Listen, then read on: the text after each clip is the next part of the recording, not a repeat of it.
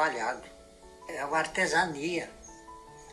Ela acontece, ela chega ao fim quando você conseguiu dar as formas, a harmonia, o som, a cada palavra, a cada sílaba, a cada letra. Bom, esse ano, em dezembro, comemora-se o centenário de nascimento de Manuel de Barros.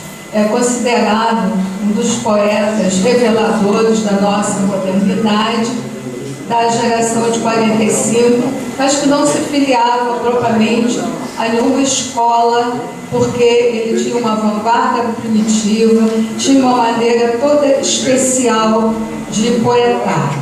E esse título, Fazedor de Amanhecer, é porque nesse livro dele, ele mesmo, com a ilustração do Ziraldo, ele coloca o Fazedor de Amanhecer.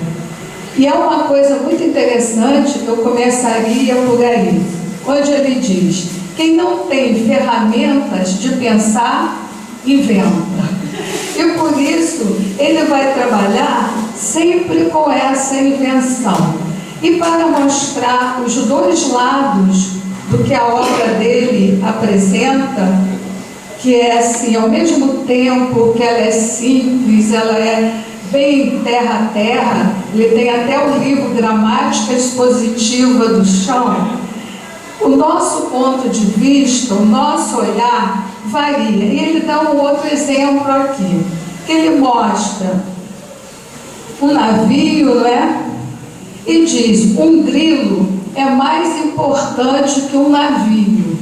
A princípio, uma incoerência, mas se nós virarmos a página, se o grilo faz cri-cri e o navio faz pu, isso é do ponto de vista do grilo. Então, o barulho do grilo é muito mais importante que o barulho do navio. Isso aí também leva o nosso olhar para dois caminhos, que são os caminhos que ele apresenta em sua poesia. Porque ele não é muito dos conceitos, ele é muito do sentir. E ele é, então, esse fazedor do amanhecer. E ele diz: na ponta do meu lápis há sempre um nascimento. Quer dizer, há sempre essa invenção. Então, como podemos definir seu estilo? Ele diz que seu estilo não é só uma elaboração verbal, é uma força que deságua. E ele tem um livro intitulado O Guardador de Águas. Pode-se guardar águas? Não, porque a água corre, a água é fluida. E por isso ele se diz um guardador de águas. O que nos remonta também ao Fernando Pessoa, ao Alberto Caeiro, que é o guardador de rebanhos. O rebanho são as minhas palavras. E aqui, para Manuel de Barros, ele guarda as águas. E todo o poema dele, toda a obra dele, é como se fosse assim, líquida, viscosa, porque traz essa ancestralidade das raízes, dos pântanos, de toda a região. Ele nasceu em Quibiabá, e ele então teve essa vivência do menino que brincava, e ele diz: o quintal é o meu mundo, mostrando que você pode ter o seu mundo secreto, esse mundo secreto, seu próprio quintal. E ele diz, é ele mesmo que usa a expressão: a gente aceita um vocábulo porque ele deságua de nossas ancestralidades. O papel do poeta é o de dar ressonância a essas vozes, a essas ancestralidades dentro de nós. E a palavra poética, então, deve ser o quê? Deve ser um instrumento de encantações, de celebrações e de deslumbramento. Por isso, ele diz: poesia, o que é poesia? Poesia é essência, informação é a casca. Por isso é muito mais importante quando perguntamos o que é o barrismo, na entrevista feita a ele. Ele diz: o barrismo vem de eu ser, o barrismo vem de eu estar, e o barrismo vem de eu ter sido. Então, eu sou, eu fui e eu estou sendo. Como? Através da linguagem poética. E como essa linguagem poética se manifesta? Nas coisas mais simples do cotidiano. No sapo, na pedra, no rio, na lesma, no caramujo. Há até um filme que foi feito sobre a obra dele chamado Caramujo Flor. E há também um DVD, Cirandeiras, que também é justamente falando sobre essa musicalidade, essa oralidade da obra dele. E ele diz então que nós precisamos, quando fazemos poesia, ter o feitiço das palavras, e que será sempre, segundo ele, uma expressão de mim. Ele diz: eu escrevo de dentro. Em vez então de dizer, por isso ele é conhecido como o entortador de palavras, porque ele às vezes brinca com as palavras, ele entorta as palavras. E é uma coisa muito interessante também que ele diz: se a poesia é o mel das palavras, eu sou o enxame. Então, de uma maneira muito assim, diferente, não é? Porque se a poesia é o mel das palavras, ele não gastou todo aquele vocabulário. Então, as abelhas, né, o enxame, eu sou o enxame. Logo, as abelhas, né, todas que fervilham dentro dele, transformam essa poesia em mel. Então, ele faz muito essas sínteses, mas sempre usando os elementos da natureza.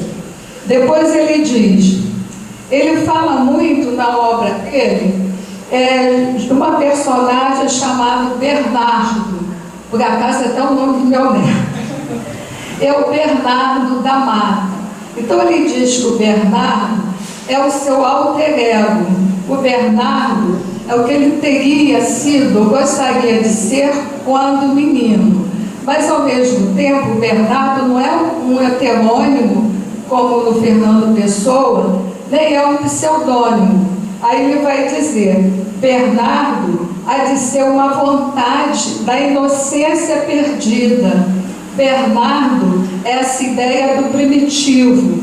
Bernardo é onde a poesia mora. Ele já me ensinou, Bernardo, a conversar com as águas, com as árvores, com as aves. Bernardo me ensinou a despalavra. Como também em Fernando Pessoa, você tem uma aprendizagem do desaprender.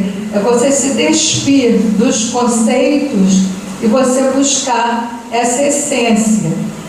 Agora, até o Mário de Andrade depois diz, mas para chegar a tal estado de pureza, é preciso você ter muito conhecimento, porque senão você não chega também a essa depuração. A poesia dele é a poesia simples do cotidiano, mas mostra um profundo conhecimento das artes em geral. Porque quando ele faz menção às vezes ao girassol, você logo faz a analogia com os girassóis do Van Gogh, toda aquela paisagem retorcida. Ele vai ter exemplos aqui que você vê a obra do Miró, em outros momentos você vê Picasso, Portinari. Então, quer dizer, ele traz o abstrato para o terreno, para o chão. Por isso ele tem gramática expositiva do chão, em que, se nós temos a gramática geracional, a gramática transformativa, ele vai e brinca gramática expositiva do chão, quer dizer, da própria terra, do próprio popular, do linguajar do povo. Então, Bernardo já me ensinou a despalavra.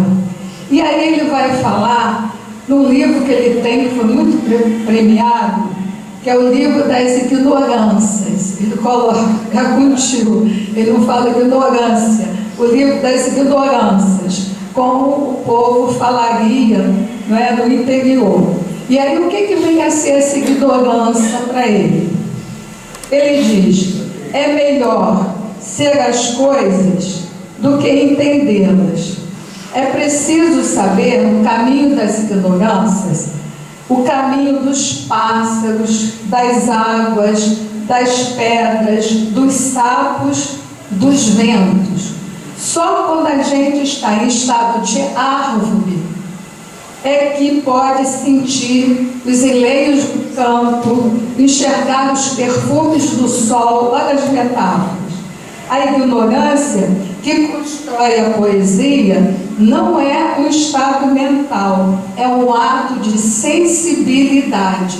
Por isso, Bernardo é árvore, porque sendo árvore, você tem as raízes no chão, você tem os galhos projetados para cima, então você pode ver o horizonte, você ouve o canto dos pássaros. Então ele usa muito essa metáfora da árvore como emblemática de sua poesia. E aí ele continua dizendo que quando sendo entrevistado, aí perguntaram a respeito do Manuel de Barros, fazendeiro, formado em direito, né, um homem culto. E ele vai e diz: agora eu estar no mundo como um ser de linguagem. Eu quero ser esse ser de linguagem. O outro, Manuel, é um fazendeiro que produz carne, que tem criação de gado. Ele diz: o poeta produz poemas. Então, se um produz carne, alimento material, o poeta produz poemas.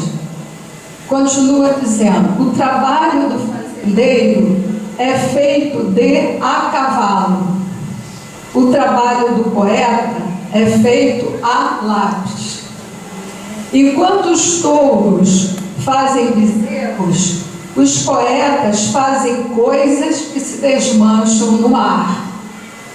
Sempre acho que na ponta de meu lápis tem um nascimento. A poesia me desbrava, com águas me alinhava. Por isso ele é o guardador de águas. A poesia o desbrava. E como que ele alinhava todo esse ser? Com as águas. Então as águas são justamente essa metaforização de tudo que vem das nossas origens, não é? As águas originais, as águas placentárias, só que ele vai usando de uma forma assim, bem diferenciada nos seus textos. Bom, e ele tem algumas construções muito próximas do vanguardismo europeu e da oralidade brasileira. Só que ele diz que ele não gosta de ser comparado, por exemplo, ao Jeca Tatu, porque não era essa a proposta dele. Ele é um homem Pantanal, tem toda aquela vivência, mas que o Jeca Tatu teria surgido num outro contexto. Ele não, ele quer ser o homem da terra, mas o homem da terra que traz as águas, que traz tudo isso no sentido poético. E aí é muito comum encontrar em seus poemas uma linguagem poética que transforma o tátil, o olfativo, o visual, o gostativo e auditivo, tudo no mesmo plano. Porque quando nós escrevemos, a escrita é linear, eu escrevo uma palavra atrás da outra. Quando nós falamos, o que acontece? Eu estou falando, estou gesticulando, olhando para vocês, estou vendo o que se passa lá fora. Como você colocar tudo isso ao mesmo tempo na linha escrita? Então ele diz, a poesia, ela não é e nem pode ser linear, por isso que nós temos toda uma mistura nos textos dele, que quando nós lemos de uma primeira vez, achamos às vezes assim, sem nexo. Mas quando você se aprofunda, ele quis ali mostrar um caminho que nem sempre nós conseguimos. E também o que ele disse, você não precisa entender, você tem que sentir, você tem que incorporar. Então é muito comum encontrarmos isso nele. E o Antônio Weiss, o crítico Antônio Weiss, até comparou alguns textos do Manuel de Barros à figura do próprio São Francisco de Assis, pela presença constante dos pássaros em sua poesia. O tempo todo ele tem essa presença dos pássaros. E também eu já falei, né, do Alberto Caeiro, dessa semelhança, e dizem também que ele seria, depois do Guimarães Rosa, aquele que mais buscou trabalhar com os elementos regionais. E se Guimarães Rosa até tinha uma linguagem mais elaborada, embora usasse muitos neologismos, então foi grande na prosa, ele é realmente um inovador na poesia, o Manuel de Barros. Todos os outros escritores modernos, nenhum deles tem essa característica dele tão peculiar e tão própria dele. Existia esse estilo, barrismo. O que mais? Então, quando ele até começa a se descrever, o primeiro livro dele, os títulos são todos assim emblemáticos. Nossa Senhora da Minha Aflição, se não me engano. Então, geralmente, quando você pensa na imagem sagrada, você pensa no sentido da proteção de tudo mais. Ele já coloca, Nossa Senhora da Minha Aflição. Como ele era, quando jovem, ligado ao Partido Comunista, ele vai e escreve numa estátua, Viva o Comunismo.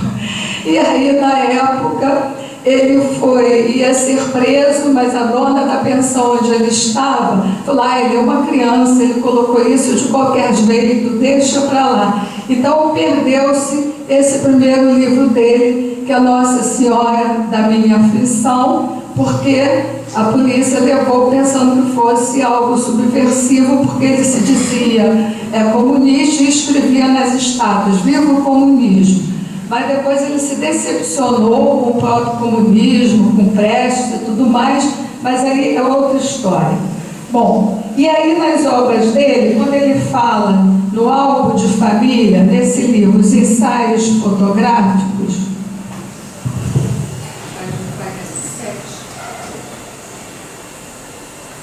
primeiro na página 23, quando ele vai falar da despalavra, olha só, despalavra. Hoje eu atingi o reino das imagens, o reino da despalavra. Daqui vem que todas as coisas podem ter qualidades humanas. Então a pedra, o sapo, aí se ele fala vegetal, animal, aí ele continua seguindo o sistema, pedral, ele vai criando assim. Então, daqui vem que todas as coisas podem ter qualidades de pássaros. Todas as palavras podem ter qualidades de sapo. Daqui vem que todos os poetas podem ter qualidades de árvore. Daqui vem que os poetas podem arborizar os pássaros. Daqui vem que todos os poetas podem humanizar as águas. Daqui vem que os poetas devem aumentar o mundo com as suas metáforas, quer dizer, humanizando as águas. Que os poetas podem ser pré-coisas, pré-verbos, podem ser pré-musgos. Daqui vem que os poetas podem compreender o mundo sem conceitos, que os poetas podem refazer o mundo por imagens, por eflúvios, por afeto. Por isso que é despalavra, né? E nessa parte aqui, que é do álbum de família, só um outro exemplo que ele dá muito interessante, que ele vai falar do Miró, vou citar só um poeta que aparece. Para atingir sua expressão fontana, Miró precisava de esquecer os traços e as doutrinas que aprendera nos livros. Desejava atingir a pureza de não saber mais nada. Fazia um ritual para atingir essa pureza. Ia ao fundo do quintal à busca de uma árvore. Quem já teve casa no quintal, foi criança, adorava subir em árvore no quintal, porque parece que você domina o mundo quando você tem um quintal, você sobe numa árvore. Então ele diz, e ali, ao pé da árvore, olha só, enterrava de vez tudo aquilo que havia aprendido nos livros. Depois, depositava sobre o enterro uma nobre mijada florestal. Sobre o enterro nasciam borboletas, restos de insetos, cascas de cigarro. A partir dos restos, Miró iniciava a sua engenharia de cores. Muitas vezes chegava a iluminuras a partir de um dejeto de mosca deixado na tela. Sua expressão fontana se iniciava naquela mancha escura. O escuro o iluminava. Então ele é aquele de procurar os cantos, os recantos, o que está embaixo, porque tudo isso pode ser motivo poético, pode ser motivo de inspiração. E tem vários outros exemplos, tá? Depois também, que nós podemos ver muito forte na obra dele, é essa aparência também surrealista, de misturar, de fazer colagem. Então, como eu falei, que não existe a linearidade da escrita, então ele mistura. Aí você vê os quadros, né, dos pintores cubistas, surrealistas, que você vê tudo assim misturado. E ele até vai dizer também, foi até o Antônio Barros, parente do Luiz Antônio Barros, que quando também falou aqui a respeito do Guimarães Rosa, né, citou alguns exemplos. Então, o Manuel de Barros usa muito também o oxímoron, quer dizer, o contrário, não é? E ele tem a sua poesia rupestre, e por ter essa poesia rupestre, ele foi o ganhador do prêmio, um prêmio de grande repercussão em todo o Brasil. E aí, antes de ler outros exemplos dele, ele tem uma frase muito interessante mostrando essa busca dos atalhos, dos descaminhos. O José Régio também, aquele escritor português, né, diz em Cântico dele, eu não vou por aí, não vou por onde vocês querem me levar. Aí ele diz, quem anda no trilho é trem de ferro, sou água que corre entre pedras, liberdade caça jeito. Interessante. Aí ele diz, não aguento ser apenas um sujeito que abre portas, que puxa válvulas, que olha o relógio, que compra pão às 6 horas da tarde todo dia, que vai lá fora, que aponta o lápis, que vê a uva, etc, etc. Perdoai, mas eu preciso ser outros.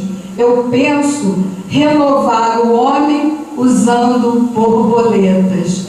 Olha a ideia da liberdade aqui, de uma maneira totalmente inusitada. Bom, então, ele não é? Ele continua. Para ele, a importância de uma coisa não se mede com fita métrica, nem com balanças, nem com barômetros. Que a importância de uma coisa tem que ser medida pelo encantamento que essa coisa produza em nós.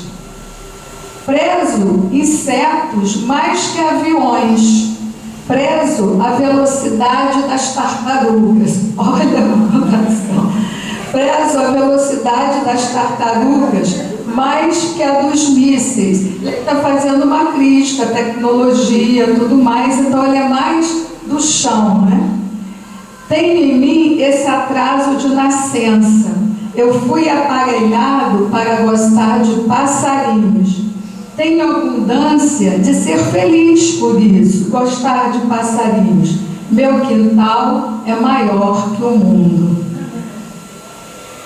E aí ele diz, me criei no Pantanal de Corumbá, entre bichos do chão, aves, pessoas humildes, árvores e rios. Aprecio viver em lugares decadentes, é nesse sentido, tá? De origem, por gosto de estar entre pedras e lagartos. Foi quando percebi que o que importava era a estética, o alcance plástico.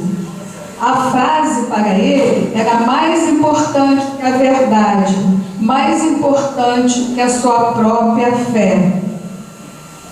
Então ele diz, foi quando percebi que o poeta tem compromisso com a verossimilhança daquilo que ele vê, que ele sente, que ele escreve. E aí ele usa também em tom erótico, toda a volúpia da terra, toda a volúpia dos animais, numa linguagem figurada, em que ele diz, descobrir que servia era para aquilo, ter orgasmo com as palavras. Quer dizer, você de tanto usar as palavras e brincar com elas e acariciá-las, você chega ao orgasmo das palavras. E aí ele usa o verbo, orgasmar, porque é justamente você burilar tanto a palavra, trazer tanto encantamento, tanto prazer pela palavra, que ele chega ao orgasmo das palavras, e aí criou o verbo orgasmar. Bom, e aí eu já falei que tem influência dos livros, dos pintores, porque ele fez um curso de artes plásticas em Nova York, e na sua obra ele também fez cursos de cinema. E aí nós podemos perceber Picasso, Chagall, Miró, Van Gogh, Braque, todos reforçando a sua busca de liberdade. Tá? E aí ele vai dizer também nos filmes, Chaplin, né, que colocava muito aquela mecanização, aquele filme Os Tempos Modernos, que o homem sai tão plasmado pela automatização, que quando passa uma mulher com uma roupa cheia de botão, ele sai parafusando o bumbum da mulher por causa dos botões, pensando que fossem os botões da fábrica. E há também um outro momento desse filme Tempos Modernos, em que abre-se assim uma cancela e vai toda aquela manada, né, todos seguindo o mesmo caminho sem ter uma personalidade. E aqui é o que ele tenta fazer. Ele não quer ser, ao mesmo tempo que ele é um homem do campo, ele não quer ser a manada, ele quer ser diferente. Ele é diferente descobrindo esse valor das palavras. Por isso ele disse naquele livro, quem não tem ferramenta para pensar, inventa. Tá? E aí vários outros exemplos. Outra coisa, ele procura também descobrir memórias, a memória das palavras, por isso essa ideia da ancestralidade. E ele vai dizer, estou repetindo, que na ponta do meu lápis tem sempre um nascimento. Aí ele vai dizer, aí as pessoas perguntam, como entender a sua obra? Aí ele vai dizer, é preciso desexplicar, é mais fácil desexplicar do que explicar. Porque ele diz, o entendimento de minha poesia não passa pelo crio cerebral, não é por fazimentos, olha o outro neologismo, não é por fazimentos cerebrais que se chega ao milagre estético.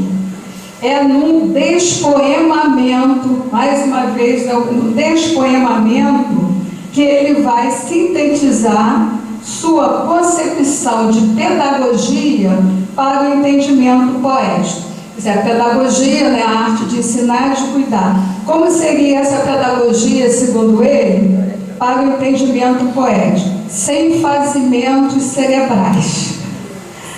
E aí ele vai mostrar, para entender, nós temos dois caminhos. O da sensibilidade, que é o entendimento do corpo, e o da inteligência, que é o entendimento do espírito. Como é que ele escreve? Ele diz, eu escrevo com o corpo, eu escrevo com a sensibilidade, por isso eu incorporo, por isso que eu escrevo vem de dentro, não vem de fazimentos cerebrais. Escrever com o corpo significa que é uma poesia para ser incorporada. Se você entende tudo, ele compara uma parede. Você chega ali e para, a parede impede você de ir adiante. Mas se você vai além, você entende com o corpo, com o sentimento, você ultrapassa a parede, você sai pela janela, você sai pelas portas, você é passarinho, né? Você voa, você é borboleta. Então, segundo ele, não se pode ter um pensamento fechado, definitivo. A poesia dele significou isso. Não, está na terra, está no céu, está no ar, em todos os lugares. E aí ele até fala de uma terapia literária. O que seria essa terapia literária? Seria você desarrumar a linguagem a ponto que ela expresse os nossos mais fundos desejos. E aí ele continua. No livro das ignorâncias, né, como eu já falei, ele vai mostrar que para você chegar nesse estado de árvore, você precisa partir de um torpor animal de lagarto às 3 horas da tarde no mês de agosto. Em 2 anos, a inércia e o mato vão crescer em nossa boca. Sofreremos alguma decomposição lírica, até que o mato sairá na nossa voz. Ora, é um trabalho fundo, não é, de você fazer com que isso, sofreremos alguma decomposição lírica, até o mato sair na sua voz. Bom, e aí ele vai dar um outro exemplo também da importância da pessoa procurar os desvios, os atalhos, sair do senso comum e buscar a sua inventividade, pois é nos desvios que encontramos as melhores surpresas e os agaticuns maduros. Há que apenas saber errar bem o seu idioma. Então, se você sai pelos campos, você colhe, eu não conheço essa fruta, os agaticuns maduros. Então, você pode colher, você pode fazer uma porção de coisas. Se você fica emparedado, não pode. E aí o Mário de Andrade também já dizia, só pode errar quem conhece o certo. Não é?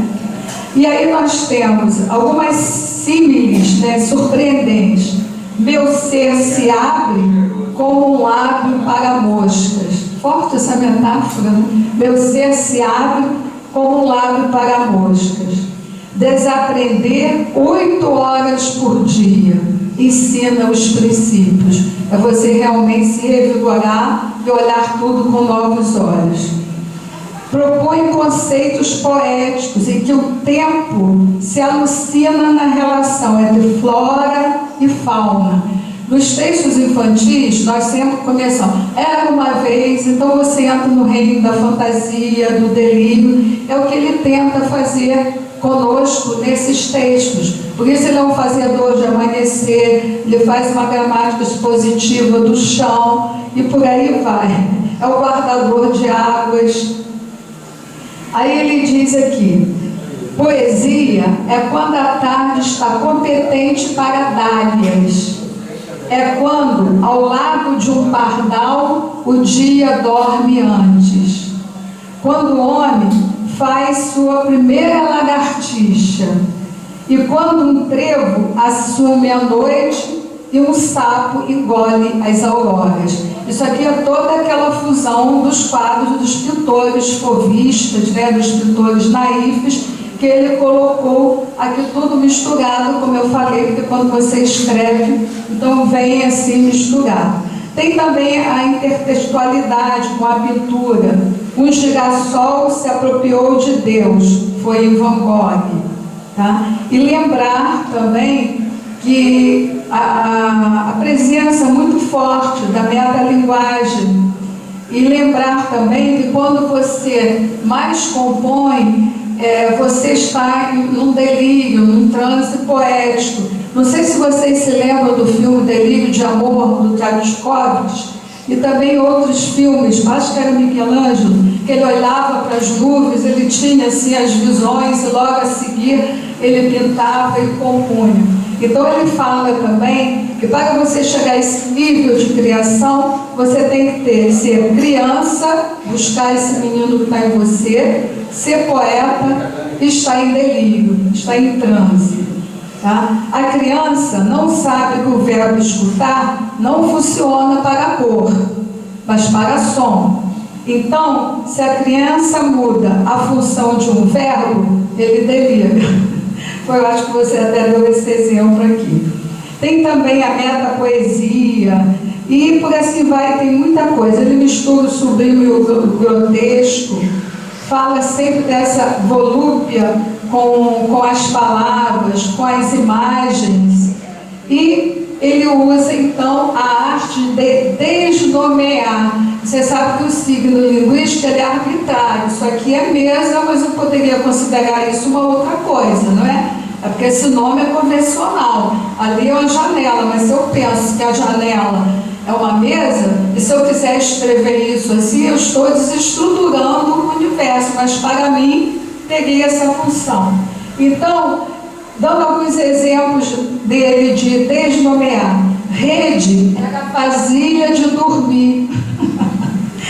Não é? Quer dizer, vasilha de dormir, a rede. Vasilha de dormir. Ao invés de dizer, me mantenho, né, nos ventos, me mantimento de ventos, quer dizer, me alimento, me mantenho com os ventos. Tem vários outros exemplos. Aí ele dá aqui um texto, também vou ler só um pedaço, que são aquelas configurações realistas.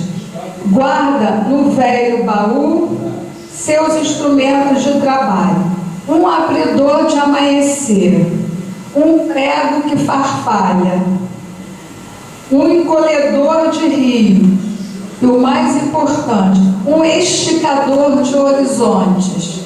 Quer dizer, são comparações, metáforas aqui, que você tem que ir muito além, né? Um abridor de amanhecer seria o sol. Um prego que farfalha, seria o próprio barulho, né, do prego, alguma coisa, quer dizer, ele deixa tudo assim, a nossa imaginação. Encolhedor de rios, não consegui saber. O esticador de horizontes. Já a rede vasilha de dormir ficou fácil de entender. Aí ele diz, conheço de palma os tementes de rio. Era uma voz pequena e azul. Diviso ao longe um ombro de barranco. Metáfora de um ombro de barranco. Um perfume vermelho me pensou. Quer dizer, fez, né, pensar daquela forma. E, já caminhando para a finalização, depois eu vou mostrar os livros, ele então, né, sendo esse entortador de palavras, abridor de amanhecer, ele queria crescer para ser passarinho, não é? A poesia é o mel das palavras, eu sou o enxame. E nos seus poemas também nós podemos perceber até algumas palavras. Ele tem um exemplo aqui muito interessante, quando ele diz que a montanha, o sol entortou, olha só, o sol entortou a bunda da montanha na paisagem. Então, quer dizer, o reflexo batendo, né, quer dizer, as montanhas assim. Então, ele coloca assim, com a maior naturalidade, quer dizer, entortou a bunda das montanhas, como ele usou ali o orgasmo das palavras. E depois ele fala muito, tem vários textos que ele fala muito da lesma, quer dizer, a lesma viscosa, soltando líquido, a lesma subindo na pedra. Aí ele usa até uma expressão que para nós assim choca, mas é a metáfora que ele usa, ele diz: a lesma fode a pedra. Quer dizer, a lesma, se esfregando, a lesma fode a pedra. Então ele tem essa pureza, segundo ele, como se fosse a pureza da criança, que fala qualquer coisa, em qualquer lugar, porque sente. Tem várias outras coisas, eu só quis mostrar, porque tem também na poesia dele esse lado do erotismo, mas é um erotismo natural, é o erotismo da natureza, são as metáforas que ele busca nos próprios animais, na lesma, no besouro, no sapo. E finalizando, desse livro dele, que é O Fazedor de Amanhecer, foi muito bem ilustrado por Ziraldo, que tem as várias imagens, e ele fala muito desse menino, não é? E aqui, ó, a gente pode ver que o Ziraldo aqui reproduziu, é o Van Gogh, né? Depois eu deixo passar. E há um trecho aqui, quem chegou depois, que quando a gente começou, que ele diz: quem não tem ferramentas de pensar, inventa. E ele dá um exemplo aqui de vários, né? Fala do avô, tá? Aí mostra como se fosse o avô conversando com os gatos, e o avô como aquele que teria incentivado, tá? A conversar com todos os mais. E tem aqui uma brincadeira, essa aqui que é bem representativa, olha, do Manuel de Barros nessa ilustração do Ziraldo, que ele até coloca: na estrada ponho meu corpo a ventos, aves me reconhecem no andar. Lembra que ele fala do vento, me mantimento dos ventos? E ele também cita bastante os andarilhos, porque ele diz que os andarilhos, eles têm a possibilidade de carregar até os pássaros quando andam, e aqui ele carrega o sonho, a fantasia no seu próprio faro. Esse daqui vocês vão rir, é o campeonato. Quem, menino, criança no interior, nos jardins da Praça da Matriz, os meninos urinavam socialmente. A gente fazia campeonato para ver quem mandava a urina mais longe. O menino que mandasse mais longe era campeão. Mas não havia taça nem medalha. As gurias iam ver por trás dos muros a competição. Acho que elas tinham alguma curiosidade ou inveja, porque não podiam participar do campeonato. E os meninos ficavam sérios, como se estivessem defendendo a pátria naquele momento. As meninas cochichavam entre elas, corriam de lá para cá rindo. O campeonato só era diferente da Fórmula 1 porque a gente não tinha patrocinadores. Era brincadeira de menino, né, viu? Bom, e finalizando, tem esse último texto dele que se chama As Bênçãos, que ele abençoa todos os elementos na natureza, tudo que ele fez e ele faz, que ele chama de As Bênçãos. Não tenho a anatomia de uma garça para receber em mim os perfumes do azul, mas eu recebo, é uma bênção. Às vezes tenho uma tristeza, as andorinhas me namoram mais de perto, fico enamorado, é uma bênção. Logo dou aos caracóis ornamentos de ouro, para que se tornem peregrinos do chão. Eles se tornam e é uma bênção. Até alguém já chegou de me ver passar a mão nos cabelos de Deus.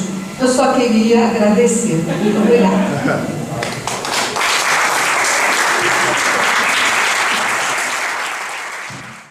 Eu queria dizer aqui para vocês, para todos, que eu tive a felicidade de conhecer Manuel de Barros e foi, como é que vocês não vão imaginar? Eu estava lá em Corumbá e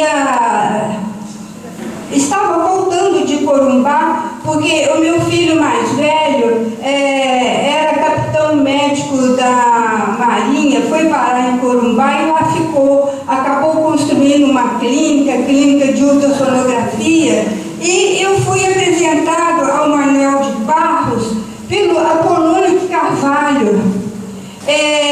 O Apolônio de Carvalho é tio da minha nora. É por isso, Bruno, lembra que você estava com o livro que eu falei? Vocês estão sabendo quem é o Apolônio de Carvalho? Não é o Apolônio, aquele que criou o Partido Comunista aqui no canto do Rio, não. É aquele outro, ele também era comunista, mas ele foi chamado de o herói dos três mundos. Ele foi exilado, e aqui em Niterói deram um nome na rua também dele.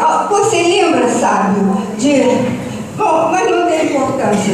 O que eu quero dizer que através dele, então, eu conheci o Manuel de Barros. E só para terminar, Corumbá é uma terra, né, tão estranha, além de ter o Pantanal, porque nós pensamos que o Pantanal é um só. Não, existe 7 classificações de Pantanal, mas é uma terra assim tão diferente que, exemplo, né? O Manuel de Barros é de Corumbá, o Gilmar Mendes mas por outro lado, o Bunlai também, o Delcídio também. Então, ela é uma terra muito cheia de contraste. Obrigada, Márcia, obrigada a vocês. Olha, vocês, obrigada, Matilde, pela colaboração. Porque realmente o Manuel de Barros, ele é difícil assim, de uma primeira leitura. Eu tive que ficar realmente lendo, relendo para sentir. E às vezes eu dizia, quando você era menino, você fazia isso, fazia xixi na praça, eu ficava brincando. Porque ele coloca as coisas assim no dia a dia, né, que de brincadeira de menino, e mistura aqui com os textos, né, que lembram pintores surrealistas e tudo mais. Mas essa realidade do Pantanal que ele retrata, que tem muita lagartixa, lagarto, e a lagartixa é o símbolo do tempo, né? Ela tem toda uma simbologia. Então ele usa muito a palavra lagartixa. E o lagarto, né, o camaleão, aquele que muda de cor, tem muito lá em Campos, olha só, o farol e a tafona. Então ele ficava observando o camaleão, o lagarto, o besouro. Não tem aquela lesma, aquelas minhoquinhas, quando você fura assim a terra, elas saem, eu não sei o nome daquelas minhoquinhas. Então tudo aquilo é vida, porque é aquilo que areja a terra. Então ele quer fazer poesia justamente sobre esses seres que não eram poetizados. É essa a mensagem que ele traz. Por isso, ele trabalha com a despalavra. Vamos nos despir do convencional para você achar lagarto, o besouro, né, o marimbondo, a abelha. É esse mais ou menos. A teoria diz assim, o poeta é aquele que vê as coisas como se fosse pela primeira vez. E a visão do poeta é uma visão desautomatizada. É ao contrário da nossa. Quer dizer, a nossa, aqui há poetas, mas eu digo assim, a nossa no dia a dia. Você sabe que você tem que se levantar, tem que sentar, tem que tomar banho, tem que fazer isso, fazer aquilo, tudo automatizado. E ela se referiu, torna-te criança, ele diz, eu vi a entrevista dele na televisão, ele diz isso, tem que se tornar criança. Quer dizer, a percepção da vida é desautomatizada do poeta, e ele faz isso em alto grau da desautomatização. E ele diz aqui, sobre o ponto de vista do grilo, sobre o ponto de vista da natureza, quer dizer, ele abre essa percepção como criança. E esse texto diz direitinho. Então, eu acho que, parabéns, foi tudo muito bem colocado. Obrigada. Do Manuel de Barros, ele dizia que o poeta é aquele que lambe as palavras e delira. comparando as palavras como algo assim como um narcótico ou droga, né? É o seguinte, a Márcia colocou coisas escolhidas, muito próprias mesmo da personalidade poética deste homem.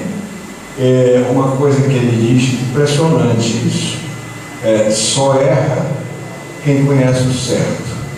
Outra coisa, comparação dele com o bairrismo, lembra muito o trabalho que eu fiz, quer dizer, a Gracinda Rosa, a Lena Jesus Ponte e eu, no Cenáculo, muito tempo, na Cândido Mendes, quando o filho da Leda era um dos diretores, nos cedia, né, a sala. E fizemos um trabalho em que nós tentávamos comparar o idealismo, o bairrismo, né, a nascença, o sabor da terra entre ele e a nossa Cora Coralina. Foi um trabalho muito bonito que ficou na nossa alma, no Cenáculo. Eu me lembro, eu enxergava bem e me lembro com muita saudade desse tempo.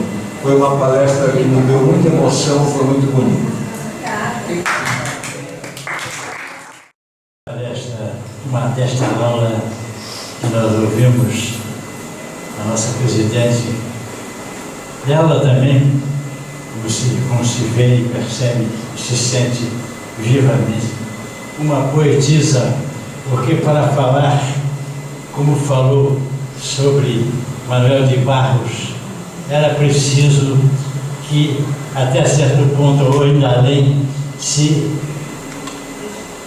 entendesse com ele, se personificasse também nele, porque nós vimos o que menos importa nesta obra de Manuel de Barros é o que nós chamaríamos de estilística, de técnica literária.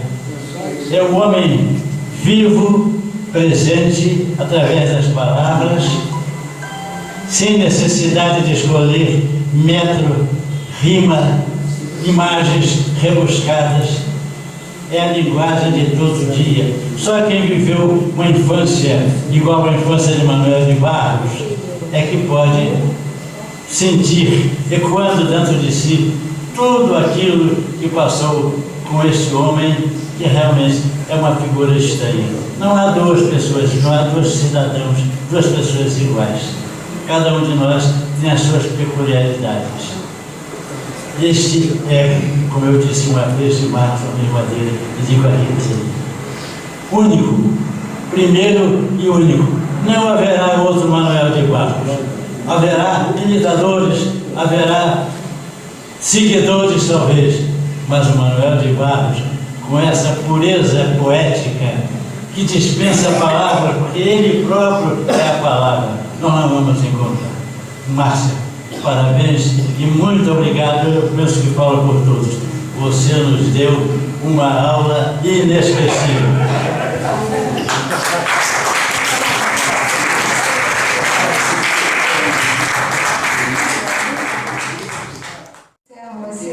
Vamos sair daqui, né? Quem não tem ferramenta para pensar, inventa. Vamos inventar. Tá bom?